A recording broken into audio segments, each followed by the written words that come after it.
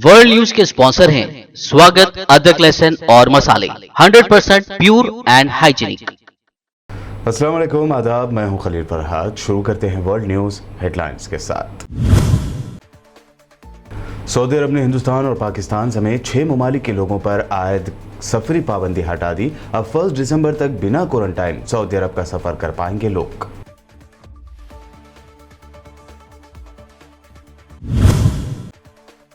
South African countries में फैला corona virus का नया स्ट्रेन, तो ब्रिटेन ने लिया बड़ा फैसला। 6 अफ्रीकन कंट्रीज के लिए 28 नवंबर तक लगा दी फ्लाइट्स पर पाबंदी। रेड लिस्ट में इन कंट्रीज को किया शामिल।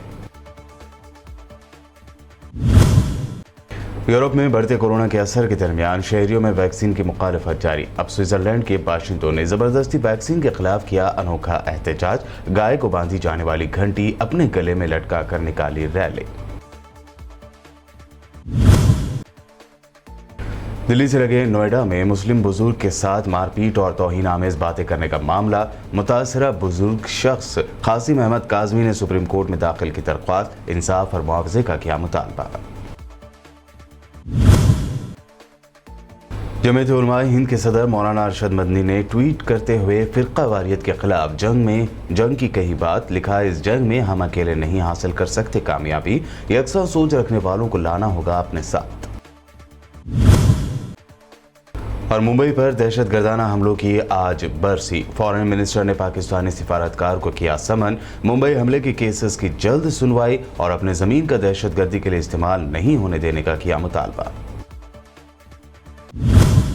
कोरोना वायरस वबा के सबब मुत्तहदा अरब अमारात समेत कई खलीज और दीगर ममालिक के दरमियान सफ़र करने वाले लोगों को उस वक्त परेशानियों का सामना करना पड़ रहा था।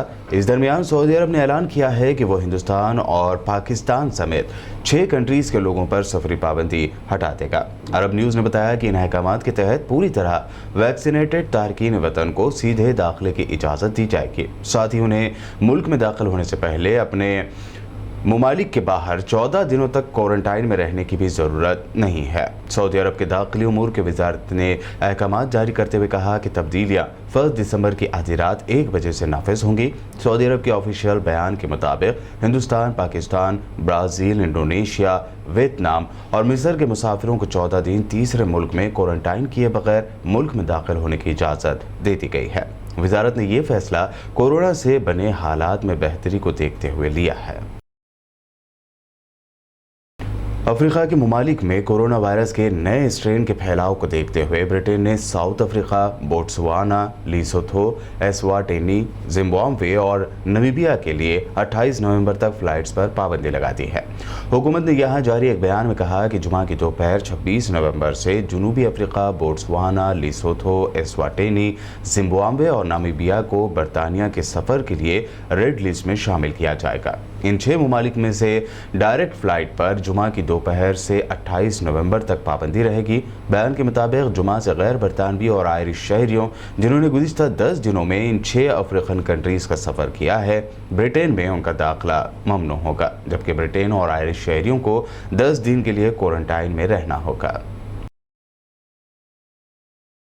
यूरोपीय मुल्कों के शहरियों ने कोरोना वैक्सीन के खिलाफ अपने मुजाहरों में शिद्दत ला ली है। जर्मनी, डेनमार्क, ब्रिटेन, न्यूजीलैंड में लोग सड़कों पर उतरकर ज़बरदस्ती वैक्सीन लगवाने के खिलाफ एहतजाज कर रहे हैं। ऐसे में स्विट्जरलैंड के बाशिंदों ने भी हुकूमत की पॉलिसी और हुकूमत की जानिब से ज़ोर ज़बरदस्ती से कोरोना वैक्सीन लगवाए जाने के खिलाफ मुजाहरे किए। इन अनोखे मुजाहरों में शामिल अफराद गाय के गले में बांधने वाली घंटी अपने गले में लटकाए हुए थे और वो कोरोना लॉकडाउन और कोरोना पासपोर्ट के खिलाफ नारे लगा रहे थे।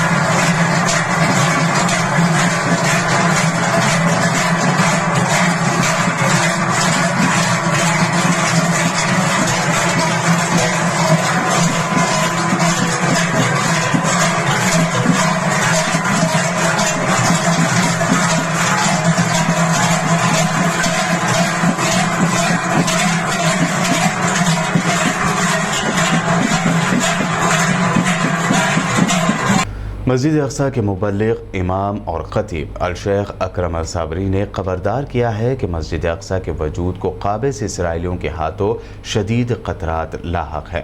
उनका कहना था कि लाजमी दौरों के दौरान यहूदी आबादकारों, स्कूलों के तलबा और दूसरे आबादकारों को क़िबले अव्वल में दाखिल होने की इजाज़त देना मस्जिद अक़सा के वजूद को ख़तरे में डालने के मुतरादिफ है। एक प्रेस बयान में अकरम अल-साबरी ने कहा कि क़ाबिज़ फ़ौज की तरफ से मस्जिद अक़सा को आबादकारी के लिए एक इबादतगाह में तब्दील करना अल-क़ुद्स को यहूदी किरदार देने और उसमें मौजूद इस्लामी निशानात को ख़त्म करने की एक कोशिश है।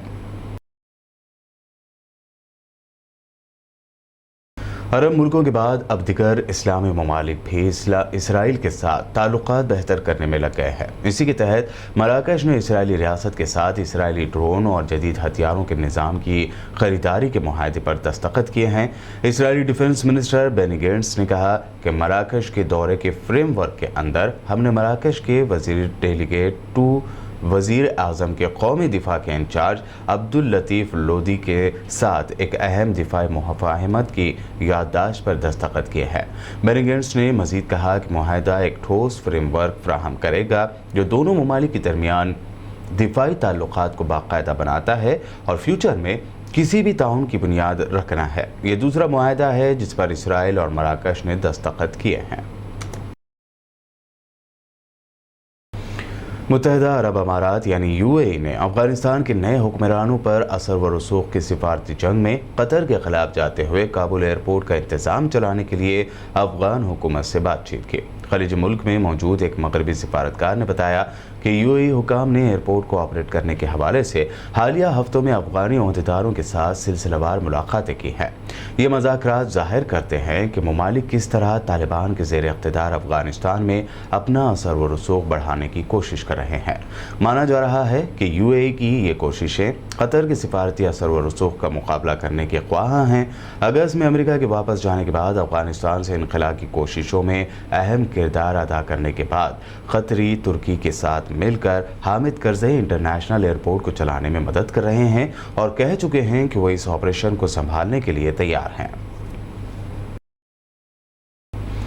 इराक़ में दाइश ने बड़ी दहशतगर्दाना कार्रवाई करने की कोशिश की जिसमें वो बुरी तरह नाकाम रहा। यंग जर्नलिस्ट क्लब की रिपोर्ट के मुताबिक दाइश के दहशतगर्दाना कार्रवाई को नाकाम बनाते हुए इराक़ की अवामी रज़ाकार फोर्स हशद अल-शाबी ने गुज़िश्ता 48 घंटों के दौरान बगदाद के जुनूबी इलाके में दाइश दहशतगर्दों के हथियारों से भरे 3 खुफिया गोदामों से भारी मकदार में जदीद किस्म के हथियार, मिसाइल और गोला बारूद बरामद करके बगदाद को बड़ी तबाही से बचा लिया। दाइश ने इन हथियारों से दहशतगर्दाना कार्रवाई का मंसूबा बनाया था। इराक़ में दाइश के दहशतगर्दों ने एक बार फिर सर उठाने की कोशिश की है और वो मुनज़्ज़म हो रहे हैं, जबकि इन दहशतगर्द अनासर के खिलाफ इराक़ी सिक्योरिटी फोर्सेज भी मुख्तलिफ इलाक़ों में कार्रवाई जारी रखे हुए हैं। साइबेरिया में कोयले की कान में पेश आने वाले एक हादसे के नतीजे में कम से कम 52 अफराद हलाक हो गए हैं। मुकामी गवर्नर सरगई तसोलीफ ने तस्दीक की है कि मरने वालों में 46 कारकुन जबकि 6 इमदादी कारकुन शामिल हैं। बताया गया है कि 38 कारकुनों और 11 रेस्क्यू एहलकारों को तिब्बी इमदाद दी जा रही है। जुमेरात के रोज़ इस कान में धमाका हुआ था। अब तक इस धमाके की वजूहात वाज़ेह नहीं है, ताहम इस हादसे के बाद इमदादी टीमों ने कान में फंसे कारकुनों को निकालने की सरगर्मियां शुरू कर दी थीं। ये वाक़या मगरबी साइबेरिया की एक कान में पेश आया। मैक्सिको में ख़वातीन पर तशद्दुद के खिलाफ निकाली जाने वाली एक रैली पर फायरिंग के वाक़े में कम से कम 3 अफराद हलाक हो गए हैं। ये वाक़या मैक्सिको के शहर ग्वायमास में पेश आया। बताया गया है कि हलाक शुदगान में 2 मर्द और एक खातून शामिल है। हलाक होने वाले मर्द मुकामी मेयर कार्ला कोर्दोवा के मुहाफिज थे। वाज़ेह है कि मैक्सिको के मुख्तलिफ शहरों में ख़वातीन के खिलाफ घरेलू तशद्दुद के खात्मे के लिए मार्च और रैलियाँ निकाली जा रही हैं और ग्वायमास शहर में मुनक़्क़दा ये रैली भी इसी सिलसिले की एक कड़ी थी। फ्रांस में अब ख़वातीन तशद्दुद और हरासानी की शिकायतें पुलिस स्टेशन जाए बगैर ही दर्ज करवा सकेंगे। फ्रांसीसी हुकूमत का यह फैसला ऐसे हज़ारों ख़वातीन के ऑनलाइन बयानात के बाद सामने आया है जिन्होंने पुलिस स्टेशन में अमले के रवैये की शिकायतें की थीं। फ्रांस में शहरी उमूर की जूनियर वज़ीर के मुताबिक ख़वातीन खुद पर तशद्दुद की शिकायत अपने दोस्तों के घर या किसी भी ऐसे मकाम पर जहाँ ये खुद को महफूज समझती हों दर्ज करवा सकती हैं। उन्होंने कहा कि खवातीन ने उन्हें बताया है कि वो पुलिस के रवैये की वजह से पुलिस स्टेशन जाने से खौफज़दा हैं और वर्दी में मलबूस अजनबी से मुआशरती तौर पर ममनू मसले पर बात करना वैसे भी मुश्किल काम है। फ्रांस में अपने हुकूक की जंग खुद खवातीन ही लड़ रही हैं। गुज़िश्ता दिनों फ्रांस में हज़ारों खवातीन ने ऑनलाइन याददाश्तों में बताया कि किस तरह घरेलू तशद्दुद और जिनसी हरासानी की शिकायत पर पुलिस ने उन्हें ही जिम्मेदार ठहराया और उनकी शिकायत पर कार्रवाई नहीं की। बुलेटिन में वक्त हुआ है एक शॉर्ट ब्रेक का। जल्द लौटेंगे और देखेंगे अहम नेशनल न्यूज़।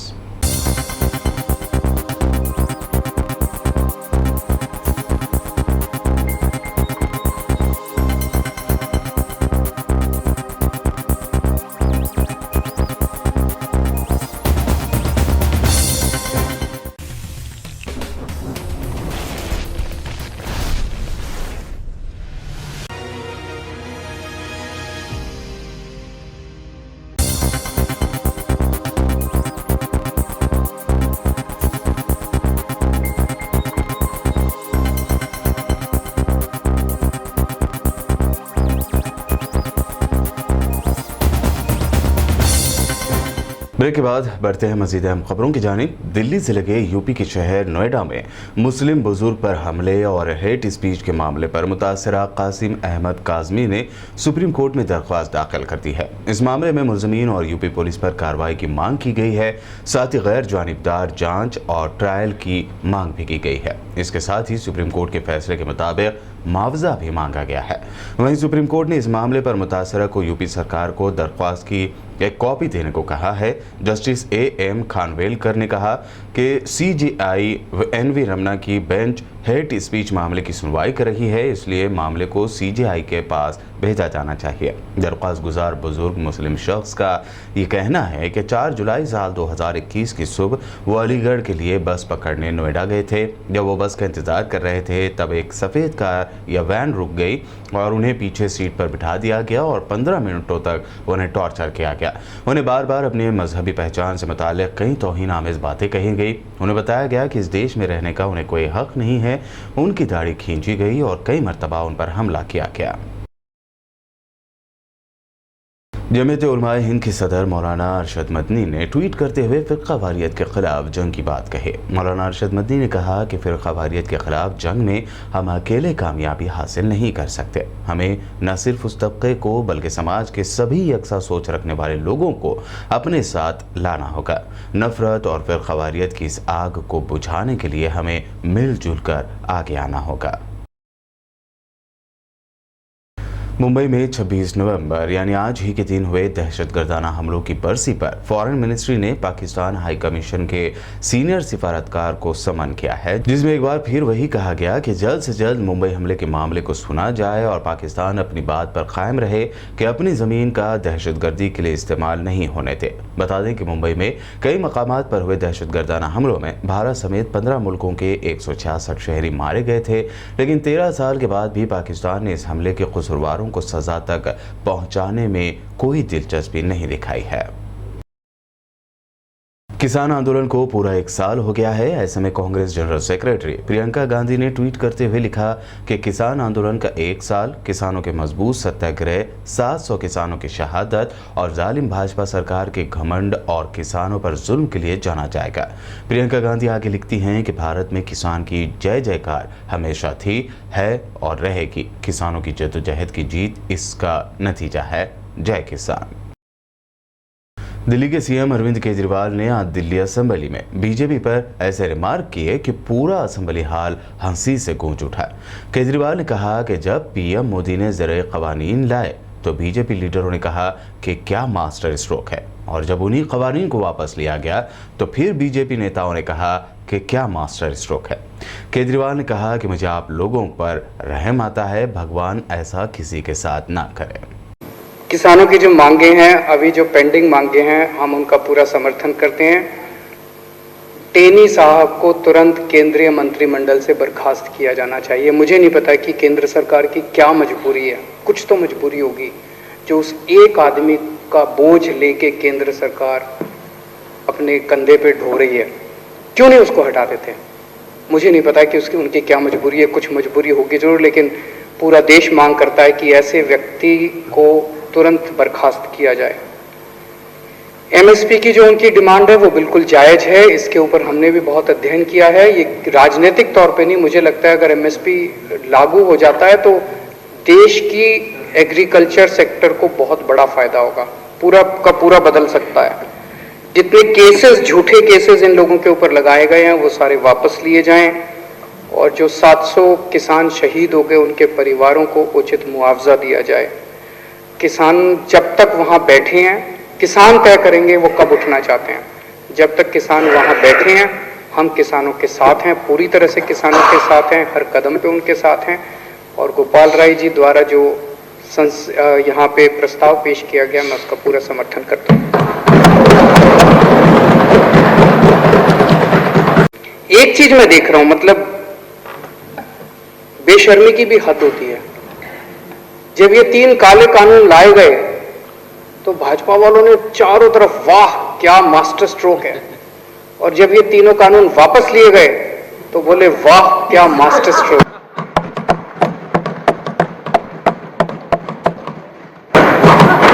मतलब मैं यही कह सकता हूं, मुझे बहुत दया आती है आप लोगों के ऊपर। क्या गत बना दी आप लोगों की आपके नेताओं ने, ऐसा भगवान किसी के साथ ना करे।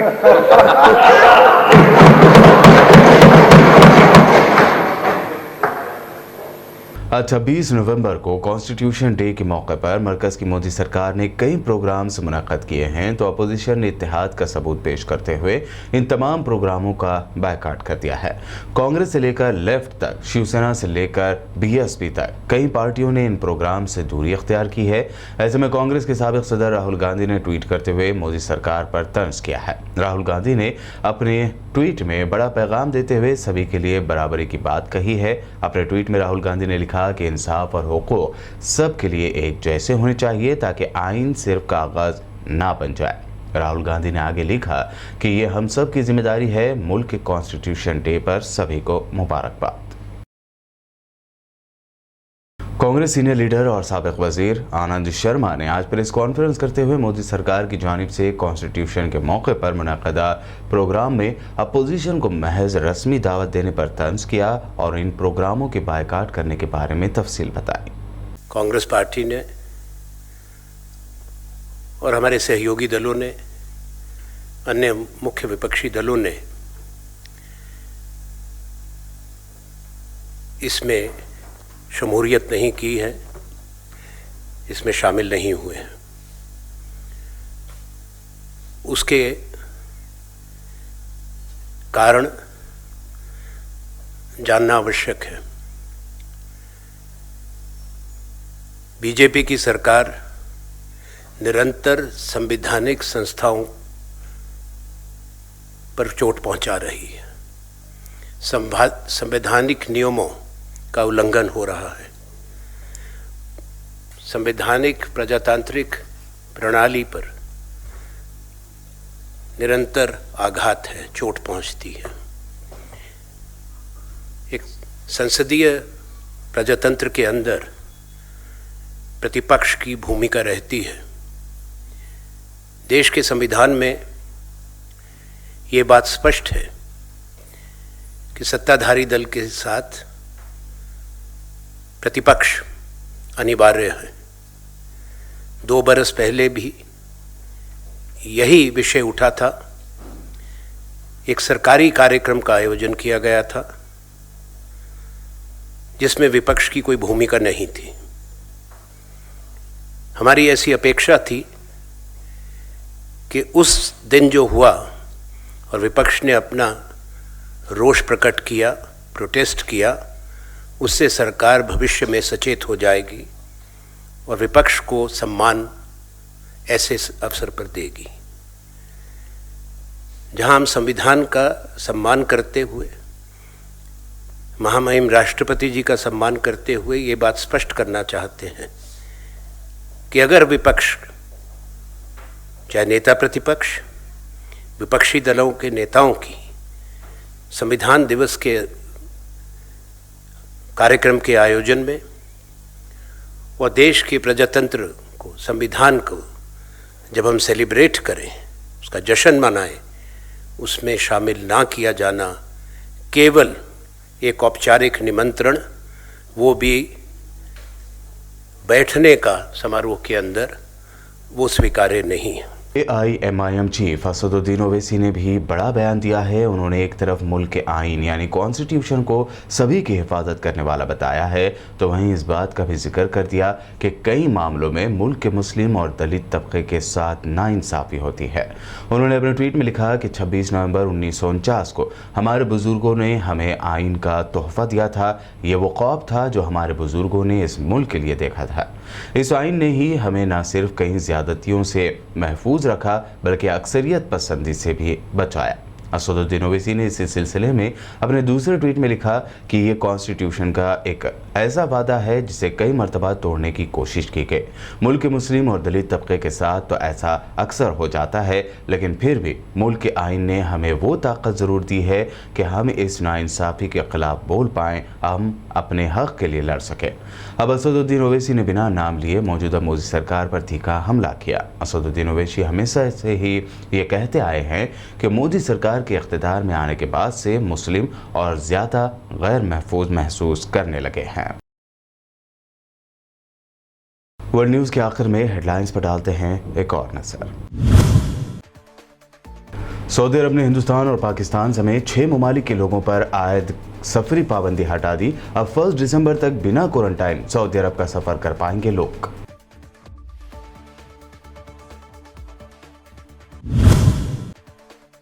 साउथ अफ्रीकन कंट्रीज में फैला कोरोना वायरस का नया स्ट्रेन, तो ब्रिटेन ने लिया बड़ा फैसला। 6 अफ्रीकन कंट्रीज के लिए 28 नवंबर तक लगा दी फ्लाइट्स पर पाबंदी। रेड लिस्ट में इन कंट्रीज को किया शामिल। यूरोप में बढ़ते कोरोना के असर के दरमियान शहरियों में वैक्सीन की मुखालफत जारी। अब स्विट्जरलैंड के बाशिंदों ने जबरदस्ती वैक्सीन के खिलाफ किया अनोखा एहतजाज। गाय को बांधी जाने वाली घंटी अपने गले में लटका कर निकाली रैली। दिल्ली से लगे नोएडा में मुस्लिम बुजुर्ग के साथ मारपीट और तौहीन आमेज बातें करने का मामला। मुतासरा बुजुर्ग शख्स कासिम अहमद काजमी ने सुप्रीम कोर्ट में दाखिल की दरख्वास्त। इंसाफ और मुआवजे का किया मुतालबा। जमीयत उलमा हिंद के सदर मौलाना अरशद मदनी ने ट्वीट करते हुए फ़िरका वारियत के खिलाफ जंग की कही बात। लिखा, इस जंग में हम अकेले नहीं हासिल कर सकते कामयाबी, यकसा सोच रखने वालों को लाना होगा अपने साथ। और मुंबई पर दहशतगर्दाना हमलों की आज बरसी। फॉरेन मिनिस्टर ने पाकिस्तानी सिफारतकार को किया समन। मुंबई हमले के केसेस की जल्द सुनवाई और अपने ज़मीन का दहशतगर्दी के लिए इस्तेमाल नहीं होने देने का किया मुतालबा। वर्ल्ड न्यूज़ में अभी आपने देखी अहम इंटरनेशनल और नेशनल न्यूज़। ताज़ा तरीन खबरों और दिलचस्प प्रोग्राम्स के लिए देखते रहिए BBN चैनल।